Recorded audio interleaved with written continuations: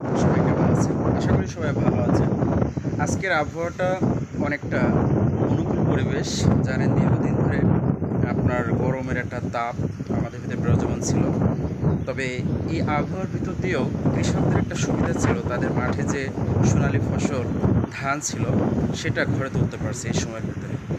আমরা কৃষকের আসলে তাদের যে একটা সুযোগ সৃষ্টি হয়েছে, আমাদের কিছু মানুষের হয়তোবা এই পরিবেশের কারণে কিছুটা অস্বস্তি লাগছে, কিন্তু আমরা দিন শেষে যে আগামী দিনগুলো আমাদের যে খাদ্যের যে চাহিদাটা কিছুটা হলেও এটা নিশ্চিত করা গেছে। তো এখন আমাদের সুযোগ আসছে, ঘরে আমার খাদ্য, এখন আমার এটা প্রকৃতির বা আমার যে ন্যাচারাল পরিবেশ, প্রকৃতির যে ঠান্ডা হাওয়া বাতাস, কালবৈশাখী কিছুদিন হয়তো বহমান থাকবে। তবে সবার সবার জায়গায় সতর্ক থাকবেন, উপভোগ করবেন, কিন্তু ক্ষতিগ্রস্তের ভিতরে যেন না পড়ে সেটার দিকে লক্ষ্য রাখবো। সবাই ভালো থাকবেন। আসসালামু